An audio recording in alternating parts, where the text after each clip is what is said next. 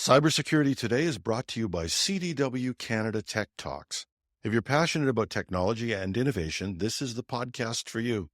Join host KJ Burke as he and industry experts dive into the latest trends, insights, and strategies shaping the tech landscape in Canada. Don't miss out. Visit CDW/Tech Talks to tune in today. There's a link in the show notes. The FBI arrests an Alabama man in connection to SEC social media hacks. Open source large language model tools are primed to sniff out Python zero-day. Golden chickens lay more eggs in their malware. These stories and much more on Cybersecurity Today. The FBI in the U.S. have arrested a man in Athens, Alabama, accused of helping to hack the Securities and Exchange Commission's account on X, formerly known as Twitter, earlier this year. The arrest is the first concrete indication of who might have been behind the incident, which caused significant turmoil in the financial and cryptocurrency sectors. In January, the SEC's X account was compromised and a post was published falsely announcing that national exchanges had been approved to list Bitcoin exchange-traded funds.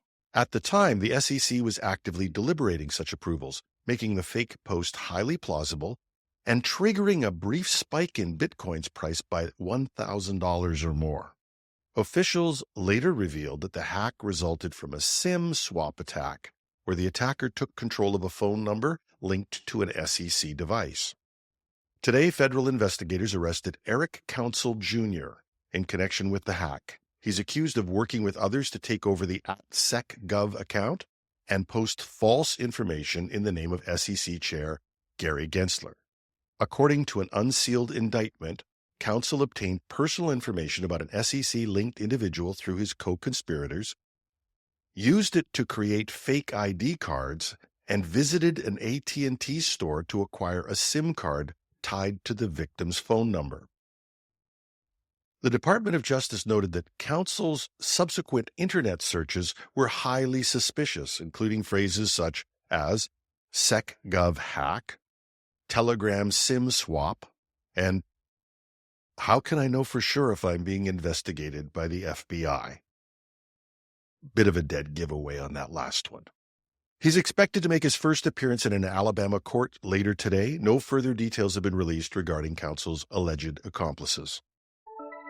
Researchers from Seattle-based Protect AI are set to release a free open-source tool called Vulnhunter that can find zero-day vulnerabilities in Python codebases using Anthropic's Claude AI model. Announced at the No Hat Security Conference in Italy on Saturday, Vulnhunter aims to enhance how zero days are detected in Python projects. The tool, developed by lead AI threat researcher Dan McInerney, automatically identifies project files likely to handle remote user input. Claude AI then analyzes these files for potential vulnerabilities and for each identified risk uses a specific prompt to examine the entire call chain from user input to server output. McInerney claims that this approach reduces false positives and negatives by providing a full view of the code rather than analyzing isolated snippets. Vulnhunter's unique approach has allowed it to uncover over a dozen zero-day vulnerabilities in popular open-source Python projects, including issues like local file inclusion, server-side request forgery, and remote code execution. So far, the vulnerabilities were found in projects such as GPT_academic, Comfy UI, Fast Chat, and Ragflow. Vulnhunter uses a static analyzer to help generate proof-of-concept exploits with a confidence score from 1 to 10. The tool's reliance on AI models like Claude make it more effective at identifying complex vulnerabilities than traditional static analyzers, although using the Claude API comes with some associated costs. The researchers did try this with GPT-4o, but they claim they didn't get the same results. According to McInerney, Vulnhunter's release will mark the first time a large language model-based tool has successfully discovered zero days in the wild.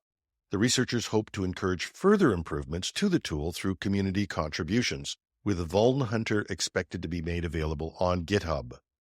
Protect AI also invites bug hunters to test the tool on open source projects listed on its bug bounty platform, hunter.com.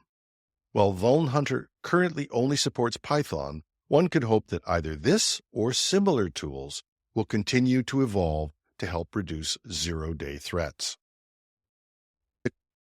And under the heading of Busted, Brian Krebs reported that last Wednesday, the U.S. government arrested and charged 2 Sudanese brothers who were accused of running Anonymous Sudan, a cybercrime business linked to distributed denial-of-service attacks, which included dozens of hospitals, news websites, and cloud providers. The younger of the 2 brothers is facing charges that could land him in prison for life, as he allegedly was seeking to kill people with his attacks.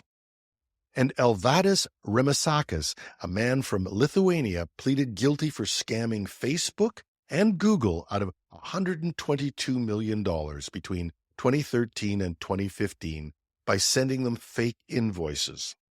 Posing as a legitimate company with which both tech giants had previously done business, Remasakis sent fraudulent invoice requests. Believing that the invoices were legitimate, Facebook reportedly paid $99 million and Google $23 million, transferring the funds to bank accounts controlled by Remasakis in Latvia and Cyprus. The scheme was eventually uncovered, leading to his arrest and extradition in 2017. Some updates. WordPress founder Automatic has issued an update last week. Jetpack is a hugely popular plugin developed by Automatic, offering anti-spam analytics and more. One of the flaws they have is in the contact form feature in Jetpack and dates back to 2016. It's a good reminder to update this and other plugins if you run a WordPress site. And the Internet Archive is still under attack. Apparently, the attackers who breached the system still have control over the site's emails and are sending out notes to anyone filling in a ticket with the archive. Why anyone would want to hack the archive that is already facing issues with copyright lawsuits and does not have money to pay any ransom is an absolute mystery. The site provides a valuable service to all of us. Hopefully, the archive will get through this as well. And the threat actor known as Golden Chickens has been observed conducting a spear phishing campaign targeting human resources employees with a backdoor called more_eggs. The campaign uses job-themed lures to trick HR personnel into downloading and executing malware under the guise of reviewing potential job candidates. The attack chain involves Golden Chickens contacting recruitment officers while posing as job applicants.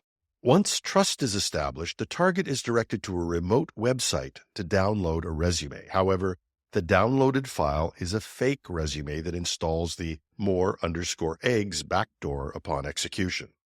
Now, the more_eggs backdoor may sound silly, but it's a malware as a service designed to harvest credentials, including those for banking, email, and IT-related accounts. As a malware as a service, it allows other threat actors to rent the malware and use its command and control infrastructure, typically maintained by the malware as a service operator as part of the service. Human resources employees are frequent targets of such attacks since they often engage with external contacts. Cybersecurity awareness training and technical controls such as automatic file scanning can help mitigate these threats. Security firm Field Effect, who provide tools to check suspicious emails, reported on this and recommends scrutinizing job application invites and verifying the authenticity of senders before clicking links or opening attachments. And if you're wondering how large, sophisticated companies could fall for such scams, it's not as simple as some of the headlines make it sound. You might want to check out the show we did last weekend with my co-host David Shipley called Gone Fishin'. And that's our show for today. A reminder that I'll be at Sector this week, so our next show may be on Thursday, as I've got a bit of traveling to do. And if you're there on Tuesday, I'll be hosting a roast of AI with a great panel. Stop and say hi. Thanks to our sponsor, CDW, and the podcast KJ Burke's CDW Canada Tech Talks. Check it out if you get the chance. You can find it, like us, on Spotify, Apple, or at the CDW site. You can find links to reports and other details in our show notes at technewsday.com. We welcome your comments, tips, and even the occasional bit of constructive criticism at editorial@technewsday.ca. This has been Cybersecurity Today. I'm your host, Jim Love, thanks for listening.